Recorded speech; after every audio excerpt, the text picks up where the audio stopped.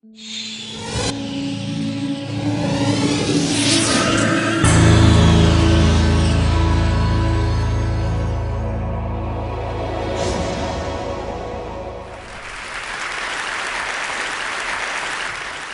was in an area called Wellawada, a prime residential area in Colombo. We stood on the railroad tracks that ran between my friend's house and the beach. The tracks are elevated about 8 feet from the water line normally, but at that point the water had receded to a level 3 or 4 feet below normal. I'd never seen the reef here before. There were fish caught in rock pools left behind by the receding water. Some children jumped down and ran to the rock pools with bags. They were trying to catch fish. No one realized that this was a very bad idea. The people on the tracks just continued to watch them. I turned around to check on my friend's house. Then someone on the tracks screamed. Before I could turn around, everyone on the tracks was screaming and running. The water had started coming back. It was foaming over the reef. The children managed to run back onto the tracks. No one was lost there, but the water continued to climb. In about 2 minutes, it had reached the level of the railroad tracks and was coming over it. We had run about 100 meters by this time. I continued to rise. I saw an old man standing at his gate, knee-deep in water, refusing to move. He said he'd lived his whole life there by the beach and that he would rather die there than run. A boy broke away from his mother to run back into his house to get his dog, who was apparently afraid. An old lady, crying, was carried out of her house and up the road by her son. The slum built on the railway reservation between the sea and the railroad tracks was completely swept away. Since this was a high-risk location, the police had warned the residents, and no one was there when the water rose, but they had not had any time to evacuate any belongings. For hours afterward, the sea was strewn with bits of wood for miles around.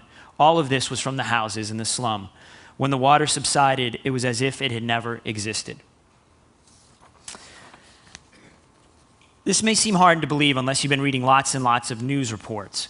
But in many places after the tsunami, villagers were still terrified. When what was a tranquil sea swallows up people, homes, and long-tail boats mercilessly without warning, and no one can tell you anything reliable about whether another one is coming, I'm not sure you'd want to come down either. One of the scariest things about the tsunami that I've not seen mentioned is the complete lack of information. This may seem minor, but it is terrifying to hear rumor after rumor after rumor that another tidal wave, bigger than the last, will be coming at exactly 1 p.m., or perhaps tonight, or perhaps... You don't even know if it is safe to go back down to the water to catch a boat to the hospital. We think that Phi Hospital is destroyed. We think this boat is going to Phuket Hospital, but if it's too dangerous to land at its pier, then perhaps it will go to Krabi instead, which is more protected. We don't think another wave is coming right away. At the Phi Hill Resort, I was tucked into a corner furthest away from the television, but I strained to listen for information. They reported there was an 8.5 magnitude earthquake in Sumatra which triggered the massive tsunami. Having this news was comforting in some small way to understand what had just happened to us. However, the report focused on what had already occurred and offered no information on what to expect now. In general, everything was merely hearsay and rumor, and not a single person I spoke to for over 36 hours knew anything with any certainty. Those were two accounts of the Asian tsunami from two internet blogs that essentially sprang up after it occurred. I'm now going to show you 2 video segments from the tsunami that also were shown on blogs. I should warn you, they're pretty powerful. One from Thailand and the second one from Phuket as well.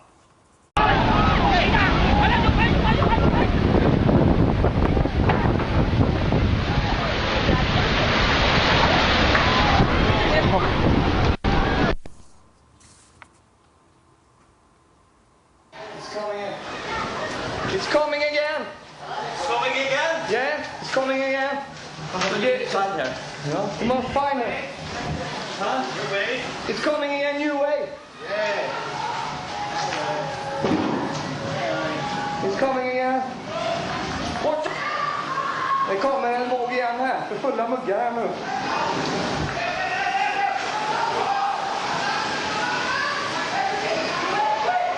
Shit, shit, shit.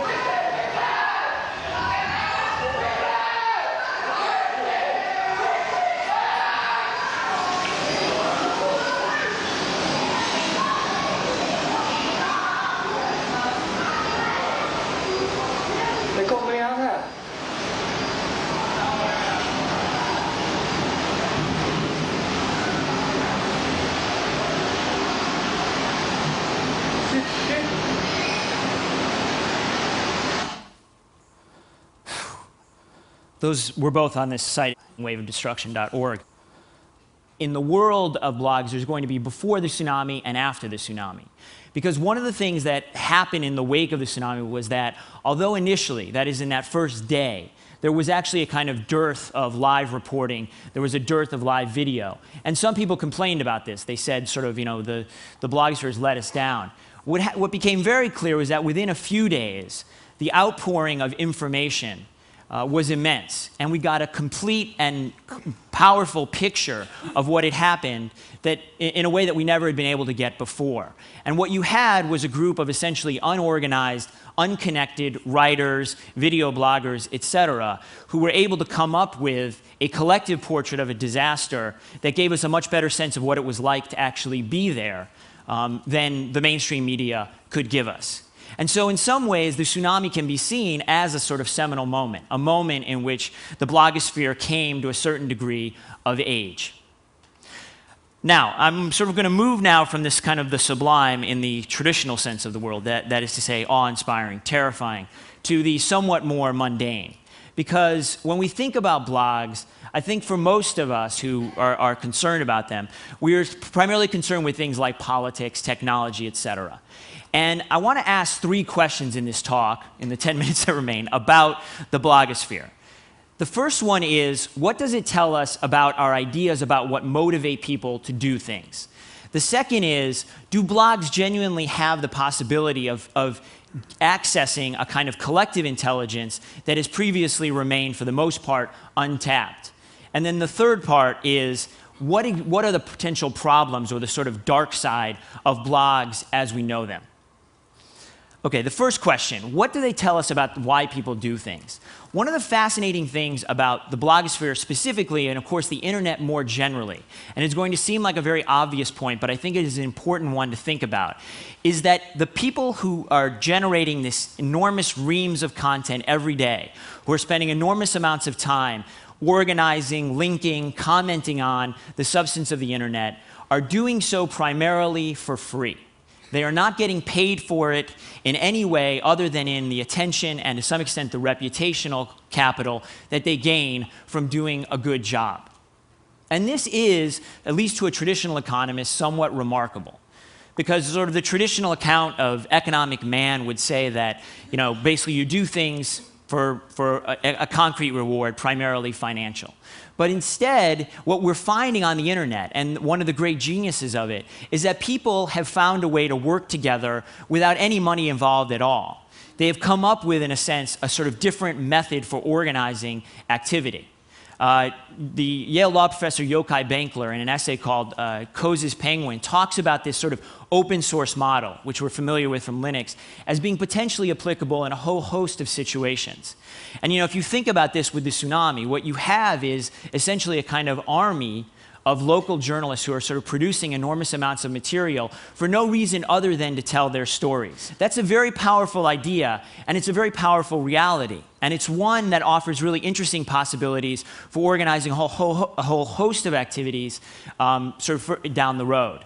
So I think the first thing that the blogosphere tells us is that we need to expand our idea of what counts as rational. And we need to expand our simple equation of value equals money, or you have to pay for it to be good. But then, in fact, you can end up with collectively really brilliant products without any money at all changing hands. There are a few bloggers, somewhere maybe around 20 now, who do, in fact, make some kind of money, and a few who are actually sort of trying to make a full-time living out of it. But the vast majority of them are doing it because they love it, or they love the attention, or whatever it is. So, Howard Rheingold has written a lot about this, and I think is writing about this more, but this notion of voluntary cooperation is an incredibly powerful one, and one worth thinking about. The second question is, what does the blogosphere actually do for us in terms of accessing collective intelligence?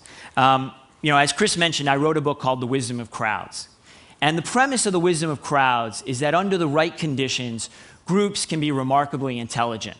And they can actually often be smarter than even the smartest person within them. The simplest example of this is that if you ask a group of people to do something like guess how many jelly beans are in a jar. If I had a jar of jelly beans and I asked you to guess how many jelly beans were in that jar, your average guess would be remarkably good. It would be somewhere probably within 3 and 5% of the number would be beans in the jar. And it would be better than 90 to 95% of you. There may be one or two of you who are brilliant jelly bean guessers, but for the most part, the group's guess would be better than just about all of you. And what's fascinating is that you can see this phenomenon at work in many more complicated situations. So for instance, if you look at the odds on horses at a racetrack, they predict almost perfectly how likely a horse is to win. In a sense, the group of bettors at the racetrack is forecasting the future in probabilistic terms. You know, if you think about something like Google, which essentially is relying on the collective intelligence of the web to seek out those sites that have the most valuable information. We know that Google does an exceptionally good job of doing that, and it does that because collectively, this disorganized thing we call the World Wide Web actually has a remarkable order, a remarkable intelligence in it. And this, I think, is one of the real promises of the blogosphere. Dan Gilmore, whose book, We Media, which is included in the gift pack, has talked about it as saying that as a writer, he's recognized that his readers know more than he does. Now, this is a very challenging idea. It's a very challenging idea to mainstream media. It's a very challenging idea to anyone who has invested an enormous amount of time in expertise and who has a lot of energy invested in the notion that he or she knows better than everyone else. But what the blogosphere offers is the possibility of getting at the kind of collective distributed intelligence that is out there and that we know is available to us if we can just figure out a way of accessing it. Each blog post, each blog commentary may not in and of itself be exactly what we're looking for, but collectively, the judgment of those people posting, those people linking, more often than not is going to give you a very interesting and enormously valuable picture of what's going on. So that's the positive side of it. That's the positive side of what is sometimes called participatory journalism or citizen journalism, etc. That in fact we are sort of giving people who have never been able to talk before a kind of voice, and we're able to access information that has always been there but is essentially gone untapped. But there is a dark side to this, and that's what I want to spend the last part of my talk on. One of the things that happens if you spend a lot of time on the internet, and you spend a lot of time thinking about the internet, is that it is very easy to fall in love with the internet. It is very easy to fall in love with the decentralized, bottom-up structure of the internet. It is very easy to think that networks are necessarily good things, that being linked from one place to another, to being tightly linked in a group, is a very good thing. And much of the time, it is. But there's also a downside to this, a kind of dark side, in fact. And that is that the more tightly linked we come to each other, the harder it is for each of us to remain independent. One of the fundamental characteristics of a network is that once you are linked in the network starts to shape your views and starts to shape your interactions with everybody else. That's one of the things that defines what a network is. A network is not just the product of its component parts. It is actually a product of, it is something more than that. It is, as Stephen Johnson has talked about, an emergent phenomenon. Now, this has all these benefits. It's very beneficial in terms of the efficiency of communicating information. It gives you access to a whole host of people. It allows people to coordinate their activities in very good ways. But the problem is that groups are only smart when the people in them are as independent as possible. This is sort of the paradox of the wisdom of crowds, or the paradox of collective intelligence, that what it requires is actually a form of independent thinking. And networks make it harder for people to do that because they drive attention to the things that the network values. So one of the phenomena that's very clear in the blogosphere is that once a meme, once an idea gets going, it is very easy for people to just sort of pile on because other people have, say, a link. People have linked to it, and so other people in turn link to it, et cetera, et cetera. And that phenomenon of kind of piling on the existing links is one that is characteristic of the blogosphere, particularly of the political blogosphere, and it is one that essentially sort of throws off this kind of beautiful, decentralized, bottom-up intelligence that blogs can manifest in the right conditions. The metaphor I like to use is the metaphor of the circular mill. A lot of people talk about ants. You know, this is a conference that's inspired by nature. When we talk about bottom-up, decentralized phenomenons, this sort of ant colony is a classic metaphor. Because, you know, no individual ant knows exactly what it's doing, but collectively, ants are able to reach incredibly intelligent decisions. They're able to sort of reach food as efficiently as possible. They're able to guide their traffic with remarkable speed. So the ant colony is a great model. You have all these little parts that collectively add up to a great thing. But we know that occasionally ants go astray.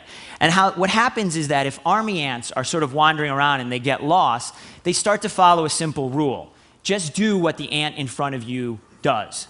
And what happens is that the ants eventually end up in a circle. And there's this famous example of one that was 1,200 feet long and lasted for 2 days. And the ants just kept marching around and around in a circle until they died. And that, I think, is a sort of thing to watch out for. That's the thing we have to fear, is that we're just going to keep marching around and around until we die. Now, I want to connect this back, though, to the tsunami. Because one of the great things about the tsunami, in terms of the blogosphere's coverage, not in terms of the tsunami itself, is that it really did represent a genuine bottom-up phenomenon. You saw sites that had never existed before getting huge amounts of traffic. You saw people being able to offer up their independent points of view in a way that they hadn't before. And there you really did see the intelligence of the web manifest itself. So that's the upside. The circular mill is the downside. And I think that the former is really what we need to strive for. Thank you very much.